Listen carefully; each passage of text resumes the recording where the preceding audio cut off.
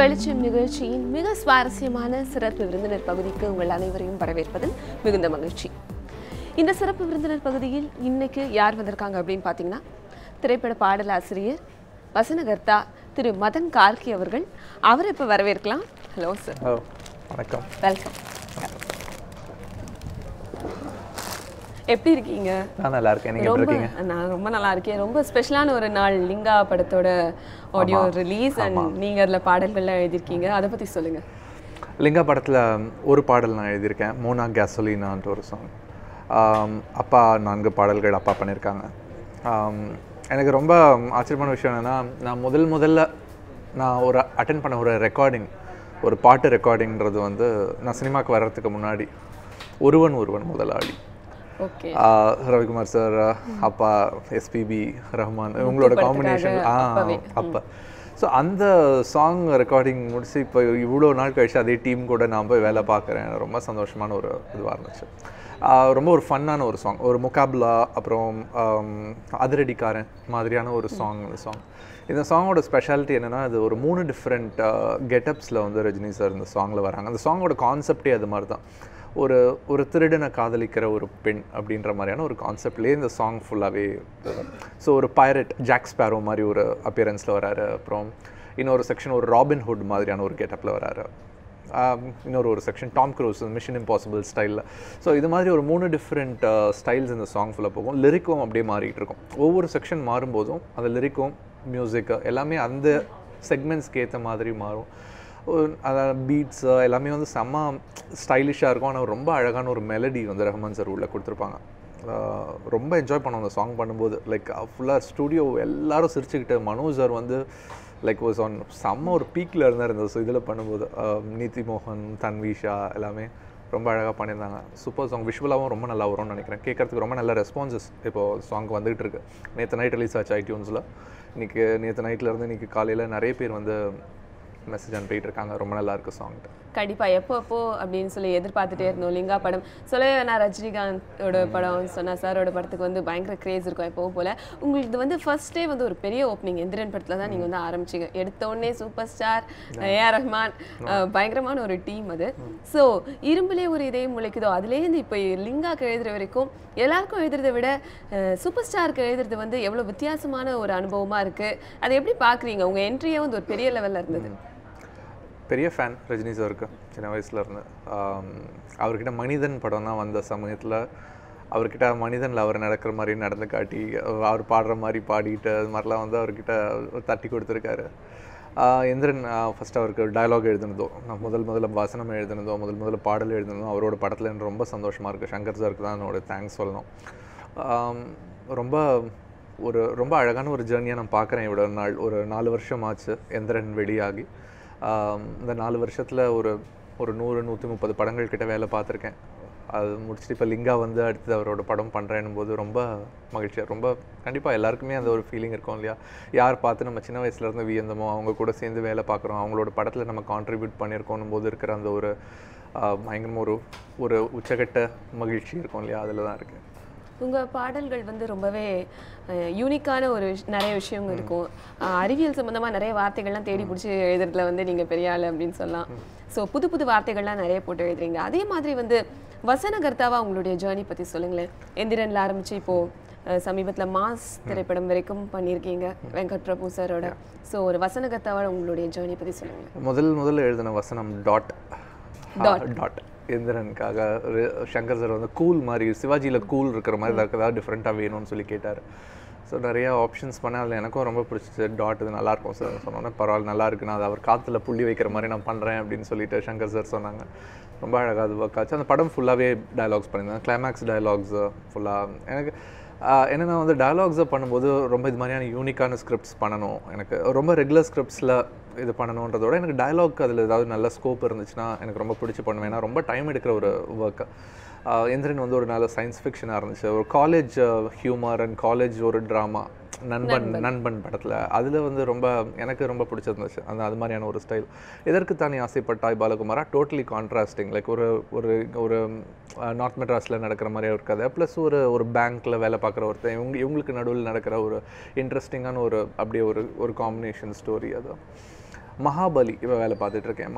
ராஜமௌலி அவர்களோட அடுத்த ப்ராஜெக்ட். அந்த ப்ராஜெக்ட் வந்து ஒரு 1000 ஆண்டுகளுக்கு முன்னாடி நடக்கிற மாதிரி கதை. ஸோ அது வந்து நம்ம மனோகரா, நாடோடி மன்னன், மன்னாதி மன்னன் இதில்னா கேட்ட மாதிரியான வசனங்கள் வந்து அந்த படத்தில் இருக்கும்.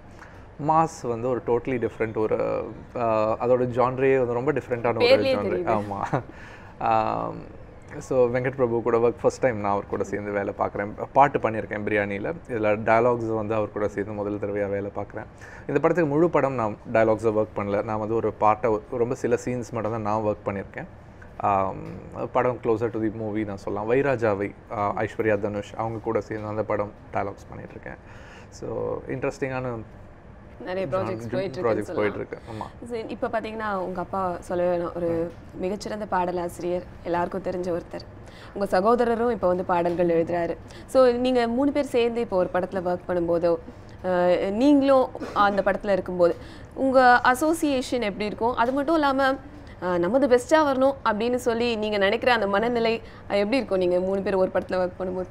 நிறைய பேர் என்ன நினைக்கிறாங்கன்னா, 3 பேரும் சேர்ந்து வேலை பார்க்கும்போது 3 பேரும் டைனிங் டேபிளில் உட்காந்துக்கிட்டோ இல்லை எங்கேயாவது உட்காந்துக்கிட்டு நான் இந்த லைன் எழுதுறேன், நீங்கள் என்ன லைன் எழுதுறீங்க, இப்படி பேசிக்கிட்டு பண்ணுவோம் அப்படின்னு நினைக்கிறாங்க. ஆக்சுவலி வந்து ஜீவா தான் முதல் படம் நாங்கள் 3 பேரும் சேர்ந்து எழுதுனது. அந்த படம் அந்த ஆடியோலாம் ரெக்கார்ட் பண்ணிவிட்டு சாங்ஸ் வர்றதுக்கு முன்னாடி தான் எங்களுக்கு தெரியும் நாங்கள் எல்லாம் சேர்ந்து வேலை பார்த்துருக்கோம் அந்த படத்தில். அது எங்களுக்கே சர்ப்ரைஸாக வச்சுருந்தாரு சுசீந்திரன் சார்.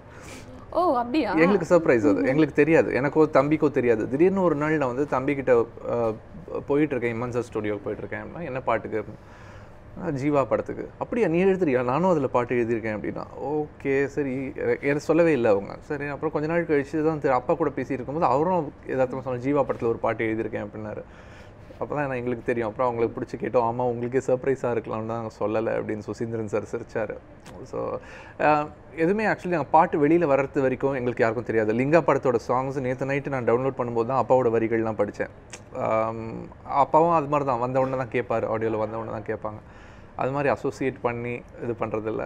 ஸோ காம்படிஷன்ற மாதிரிலாம் எதுவுமே இல்லை. ஏன்னா எல்லாமே ஒவ்வொரு சாங்கும் ஒவ்வொரு ஜான்ரே ஒரு படத்தில் வரும்போது ஒரு சாங் ஃபன் சாங்காக இருக்கும், ஒரு சாங் ரொம்ப ஒரு நல்ல ஒரு ரொமான்டிக் மெலடியாக இருக்கும். ஒரு சாங்கு நல்லா வரணுன்றது ஜஸ்ட் லிரிக்ஸில் மட்டும் இல்லை. ஸோ அதில் நிறைய ஃபேக்டர்ஸ் இருக்குது. பாடுறவங்க, படமாக்கப்படுற விதம், படத்தோட சக்ஸஸ் ரேட், ஸோ எல்லாமே வந்து ஜாயிண்டாக தான் ஒரு சாங்கை வந்து கொண்டு போகுது. இப்போது இசை எஸ்ஜே சூர்யாவோட படம் ரொம்ப நாள் கழிச்சு வரப்போகிற ஒரு படம். முதல் முறையாக அவர் வந்து அதுக்கு இசையமைக்கிறாரு. அந்த எல்லா பாடல்களும் நீங்கள் தான் எழுதியிருக்கீங்க. அதை பற்றி சொல்லுங்கள்.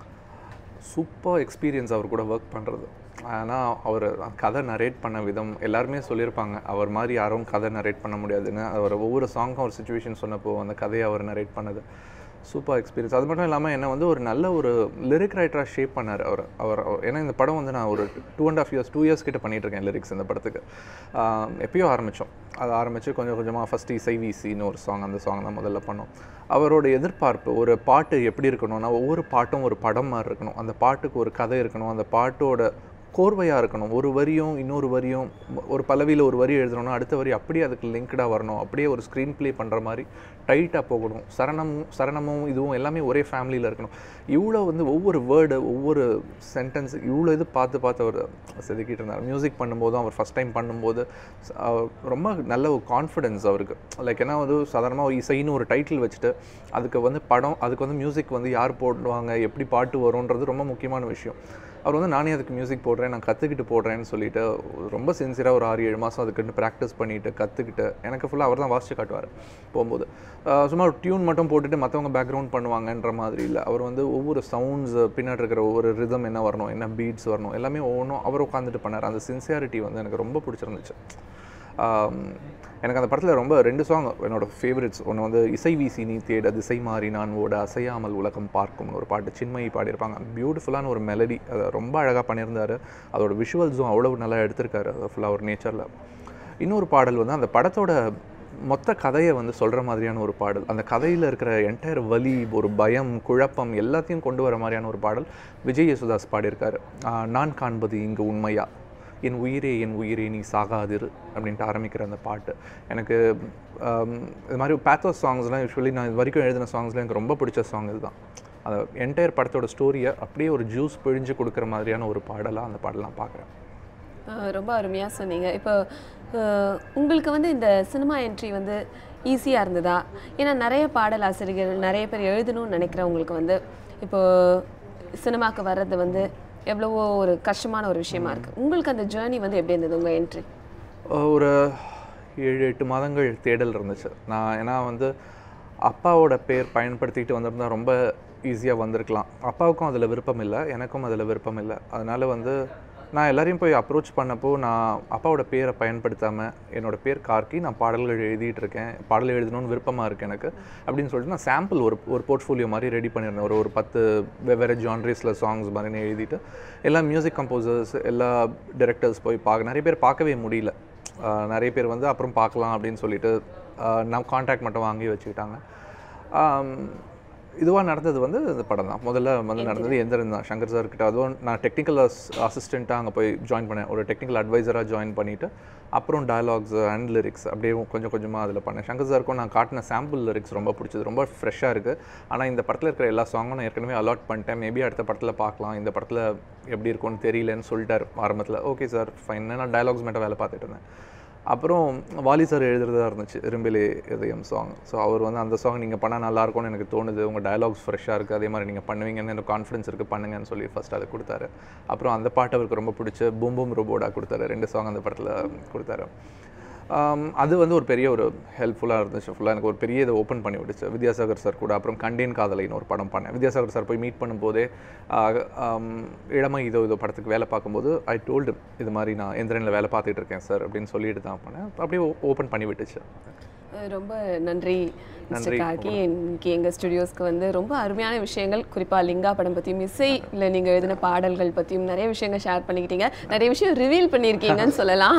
கண்டிப்பாக. 2 படமும் இன்னைக்கு ரிலீஸ் ஆகுது. ஆடியோ வந்து இன்னைக்கு வந்து ஒரு இசையோட ஆடியோ லான்ச்சும் இன்னைக்கு தான் நடக்குது. லிங்காவோட ஆடியோ லான்ச்சும் இன்னைக்கு நடக்குது. ஸோ இந்த நாளில் வந்து கரெக்டாக இங்கே வந்தது சந்தோஷமாக இருக்குது. வெளிச்சம் குழுவுக்கு என்னுடைய வாழ்த்துக்கள். ரொம்ப ஃப்ரெஷ்ஷாக பண்ணிட்டு இருக்கீங்க எல்லா ப்ரோக்ராம்ஸும். வாழ்த்துக்கள்.